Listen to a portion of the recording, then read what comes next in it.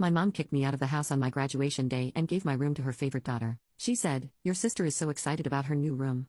But now, after a year of silence, she asked me to come and fix the family relations. What happens next will make you laugh. I never knew how close I came to not existing. Mom told me years later that when she found out she was pregnant with me, she wasn't sure they could afford a kid. Dad wasn't making much, and they were barely scraping by. But then my dad's parents, my grandparents, found out about the pregnancy. Not only were they thrilled, but they went above and beyond. They gave Mom and Dad their house, a nice place in a good neighborhood close to a great school. They even promised to help out with money. I was born into that house, and for the first few years, life was pretty good. Grandma and Grandpa were always around, picking me up, taking care of me when Mom was working. They'd take me to the park, read me stories, and sneak me treats when Mom wasn't looking. When I started school at 5, they'd pick me up every day. We'd go for ice cream or to the playground. Those were some of the happiest times of my life. But then everything changed. I remember that night clearly. I was supposed to be asleep, but the yelling woke me up. Mom and Dad were having a huge fight.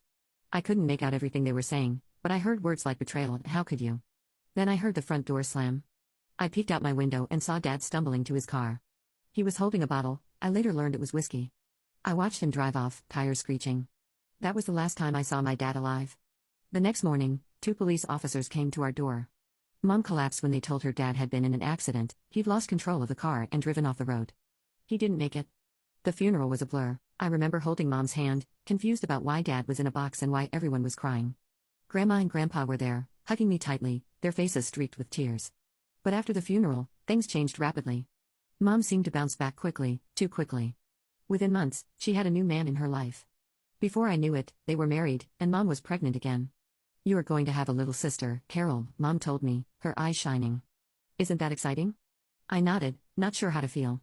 Everything was changing so fast, and I missed Dad. I missed Grandma and Grandpa too. They stopped coming around, and I didn't understand why.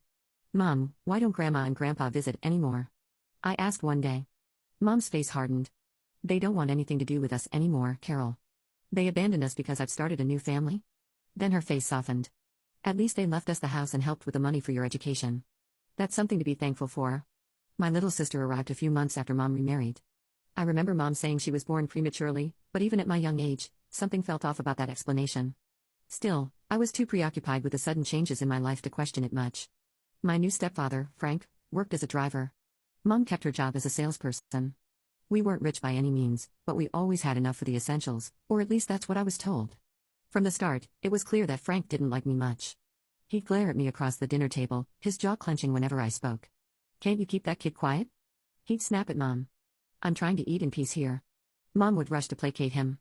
"Carol, honey, why don't you go to your room? I'll bring you your dinner later." As time went on, these moments became more frequent. Frank's temper was short and everything seemed to set him off, especially me. He'd call me names when Mom wasn't around, his face twisted in disgust. "You are nothing but a freeloader," he'd spit. "A burden, you know that, right?" I nodded silently, fighting back tears.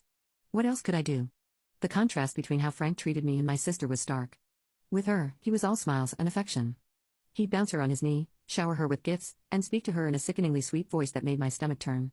"There's my little angel," he'd coo. "Daddy's got a surprise for you." Mom, desperate to keep Frank happy, started finding ways to keep me out of sight. She'd usher me to my room whenever Frank came home, locking the door behind me.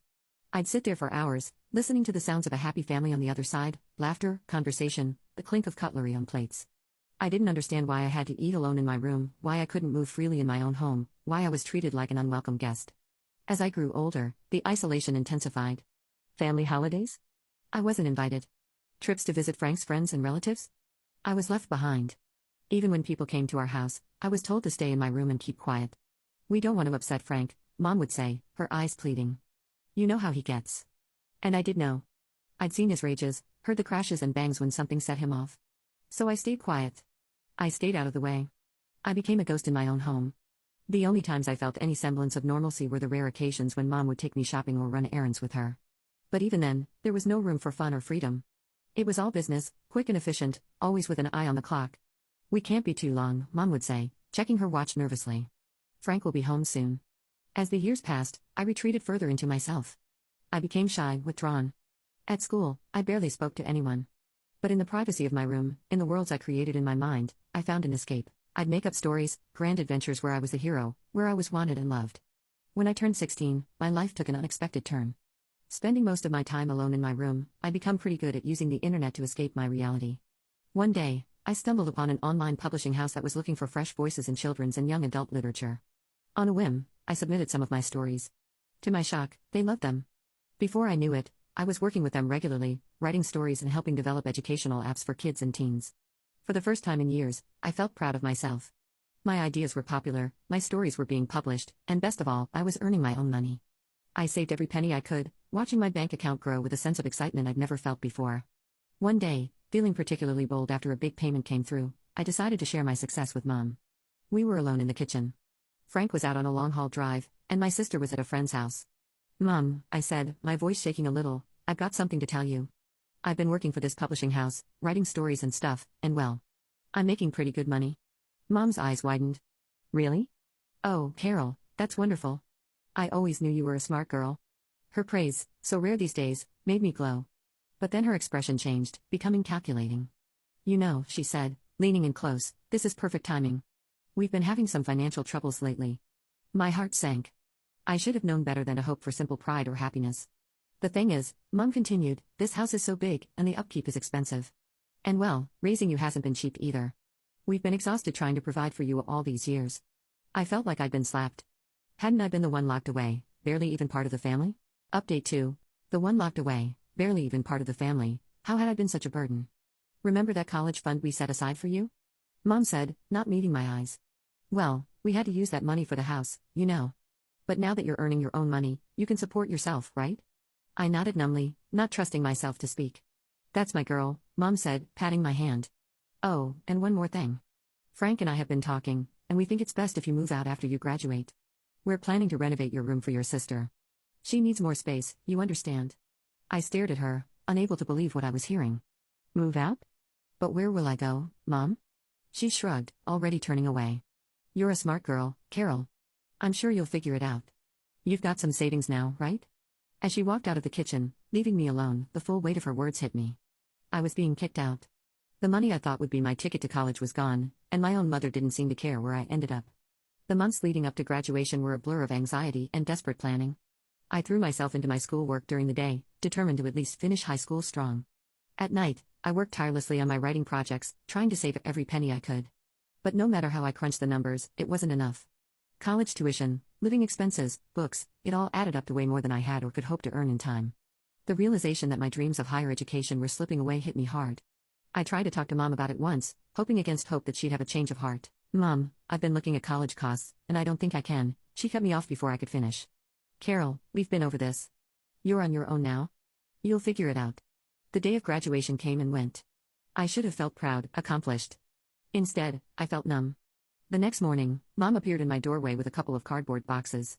"Time to pack up, Carol," she said, her tone eerily cheerful. "Your sister's so excited about her new room." I packed my life into those boxes, fighting back tears. When I was done, Mom helped me carry them to the front door. As I stood on the porch, my meager possessions at my feet, Mom gave me a quick, awkward hug. "Good luck out there," she said, and then the door closed behind her. I stood there for a moment, shell-shocked. Then, taking a deep breath, I picked up my boxes and walked away from the only home I'd ever known. With what little money I had, I managed to rent a tiny studio apartment. It was in a sketchy part of town, and the sound of sirens often kept me up at night, but it was mine. I decided to postpone college for a year. I had no choice, really, and focus on work.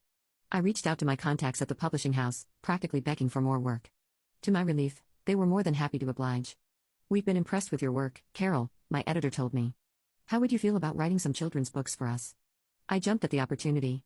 Soon, I was working around the clock, churning out stories and illustrations. The work was demanding, but I loved it. For the first time in my life, I felt like I was good at something, like I had a purpose. Living alone wasn't easy, but I was used to fending for myself. I learned to budget, to cook simple meals, to navigate the public transit system. I even made a few friends in the building, other young people trying to make it on their own.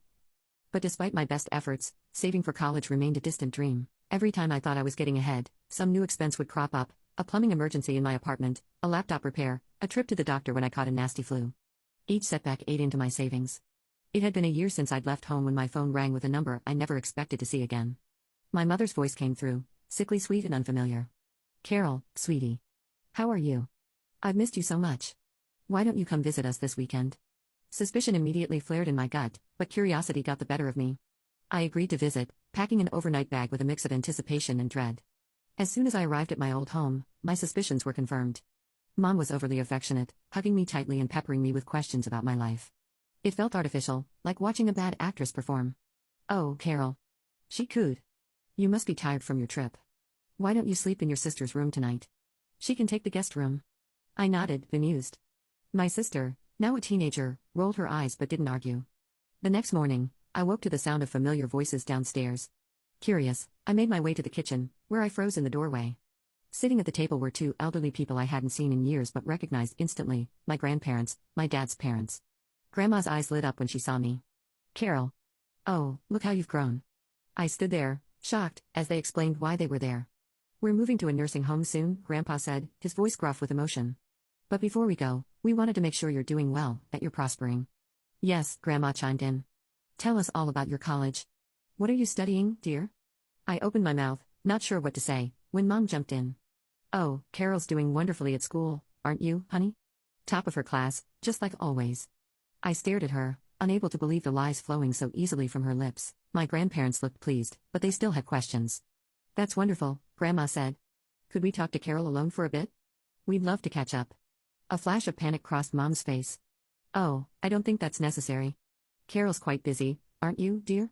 In fact, we should probably wrap this up soon." She quickly steered the conversation to other topics, barely letting me get a word in. As the visit came to an end, I felt a gentle touch on my arm. Grandma pressed something into my hand, a business card. As soon as my grandparents left, the change in Mom was immediate. Her smile vanished, replaced by a cold, indifferent expression I knew all too well. "Well, that's done," she said, briskly clearing the table. "You should probably head home now, Carol. I'm sure you have things to do." I stood there, the business card burning a hole in my pocket, as Mom pushed me out the door. The warmth and affection from moments ago were gone, replaced by the cool detachment I'd grown up with. As soon as I got back to my tiny apartment, I pulled out the business card. My grandmother had slipped it to me. With trembling fingers, I dialed the number, my heart pounding in my chest. "Hello?" My grandmother's voice came through, warm and familiar despite the years. "Grandma, it's Carol," I said, my voice barely above a whisper. We talked for a while, her voice filled with a mixture of joy and concern.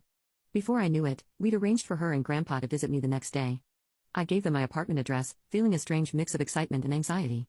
As soon as I hung up, I threw myself into a cleaning frenzy.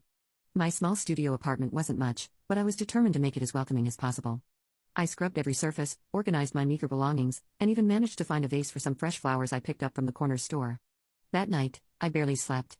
Instead, I spent hours in the tiny kitchenette preparing lunch for tomorrow. I even decided to bake Grandma's favorite cookies, snickerdoodles, using a recipe I'd found online. Morning came too quickly. I was just pulling the last batch of cookies from the oven when there was a knock at the door. Taking a deep breath, I smoothed down my shirt and went to answer it. There they stood, Grandma and Grandpa. For a moment, we all just stared at each other, years of separation hanging between us. Then Grandma stepped forward, enveloping me in a tight hug. "Oh, Carol," she whispered, her voice thick with emotion. "Look at you, all grown up." As I ushered them inside, I saw their eyes widen as they took in my small apartment. Confusion flickered across their faces. "Carol," Grandpa said slowly, "why are you living here? Your mother told us you were living in the house." Before I could even begin to explain, they launched into a story that turned my world upside down. "We've always wanted to be part of your life," Grandma said, her eyes brimming with tears. "But your mother, she kept us away. They told me about the night my father died, the real story. My mother had been unfaithful, she was already pregnant with my sister when my father found out. He wanted a divorce, but then the accident happened." I sat there stunned as they continued. "The house you grew up in, the one Mom and Frank still live in, was yours, left to you in your father's will. We've been sending money for your care every month," Grandma said, reaching for my hand. "After you graduated, we increased the amount, thinking you were in college and needed more." The room seemed to spin. All this time, struggling to make ends meet, and there had been money meant for me, a house in my name. "We wanted to make sure you were living comfortably in the house, that everything was okay," Grandpa added. "That's why we came to visit yesterday." As I sat there, staring at my grandparents in disbelief, the weight of their words slowly sank in. I felt a surge of emotions, anger, betrayal, and a deep, aching sadness for the childhood I never had. "I don't understand," I stammered. All this time, update 3. The childhood I never had, I don't understand, I stammered. All this time there was money for me, a house in my name. Grandma squeezed my hand tightly. "Tell us everything, Carol. We need to know what really happened." And so I did. I told them about my lonely childhood, confined to my room like a dirty secret. I spoke of Frank's hostility, of always feeling like a burden.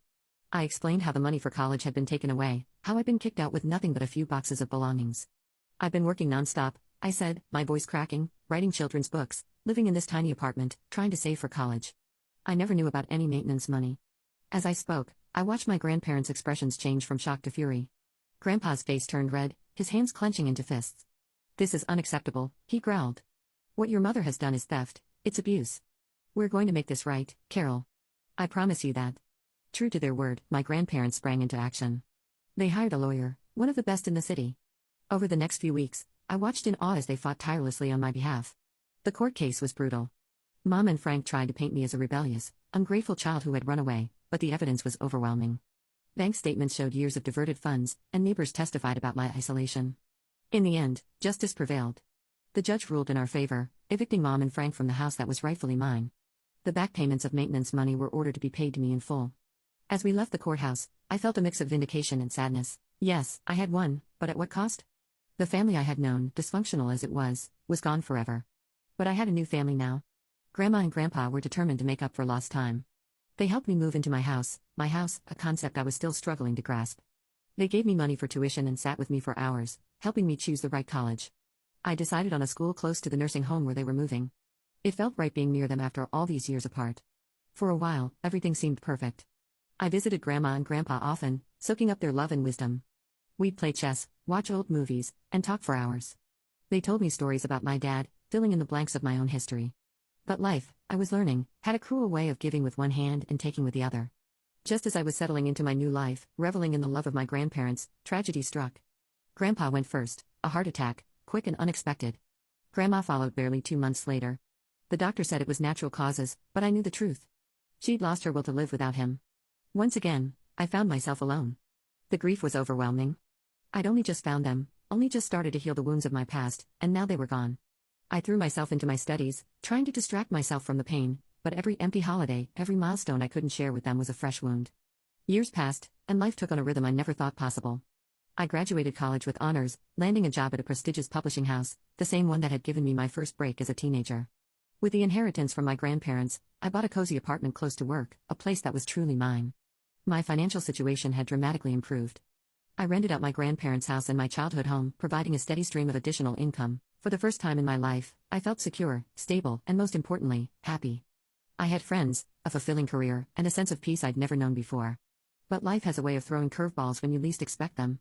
One Sunday afternoon, my phone rang.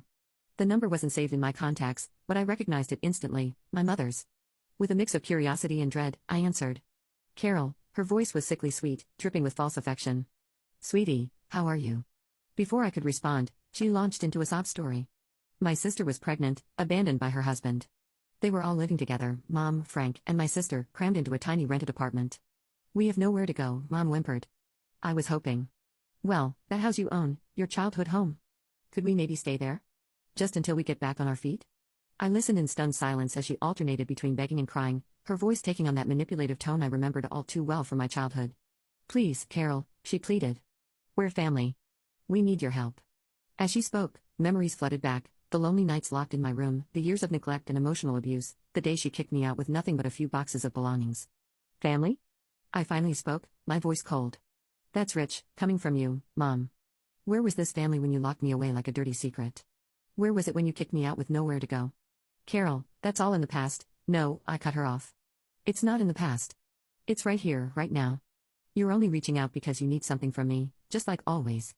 I could almost hear her scrambling, trying to find the right words to manipulate me, but I wasn't that scared, lonely girl anymore. You want my advice, Mom? Solve your own problems. Figure it out on your own. Isn't that what you told me when you threw me out? But Carol, good luck, I said, echoing her words from years ago. You're going to need it. Without waiting for a response, I hung up. My hand shook as I blocked her number, but I felt a weight lift off my shoulders. For years, I'd carried the burden of her rejection, her neglect, but now I was finally free.